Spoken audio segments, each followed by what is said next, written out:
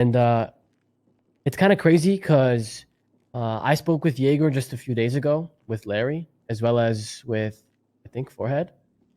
And he was basically asking us to pick a side because he wanted to go after Speedy. And I told him, like, we can't really do that. Like, that's what he was referencing, by the way, Julian. That was our 1%. That's what Forehead Gotcha. said, right? Yeah. We have our 1% of things we can't help him with, and that was Speedy. And we didn't want to get in the middle of it, right? Yeah, And I pretty much assumed that. we have spent all this time making sure, or trying to make sure, that we never got in the middle of any of these things and tried to balance our relationships with one another. And we got to see a full-on contrast and comparison between the two. Yeager, of course, yeah, he gave the bomb to Lank. He didn't know. I'm going to believe him on that. And then he hinted it to us that it was Lank, right? And then in comparison, we had a meeting with Speedy, and Speedy says, basically, he says, it is what it is. I have to ride with my boy. You guys are my friends, but this is my family.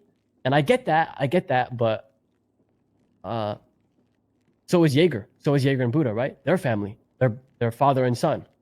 And you don't see Yeager hopping in the car with Lang Buddha soon, and you're not going to see him rolling deep and shooting us and whatever.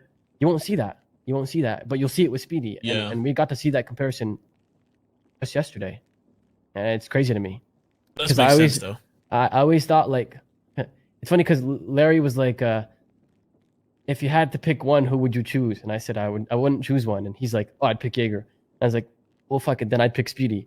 Because, you know, I feel like almost everyone here would pick Speedy, because that's kind of what we expected. Like, Speedy has been ride or die with us way more. Like, he's been way more involved and way more, like, I don't want to compare that helpfulness. Like, you know, they've both endlessly helped us, but I would imagine, you know, Speedy would empathize a lot more in this, but he was so quick to just Where was Cousin's mind at? Forehead. If I'm, I don't think Cousin. I mean, Cousin's gonna be with Speedy, obviously, right? But you know, I don't think Cousin cares as much as Speedy does. But he did say he's willing to deal me. He did say to me that he's willing to sell me guns under the table, but we'll see. Okay. I was asking to make sure that he's not gonna try and snake us, like, on the low, you know, like, type shit. why would Speedy? Also, Why would no. Cousin do that? Cousin Why will would Cousin do that? 100% not be involved in any shootouts. I think that's kind of big that he said he'll sell his shit under the table. That's kind of, I feel like that's kind of telling. Yeah, that's you know, a good. little bit. That's good. But you guys don't understand it. Like, Speedy and Cousin are like literally.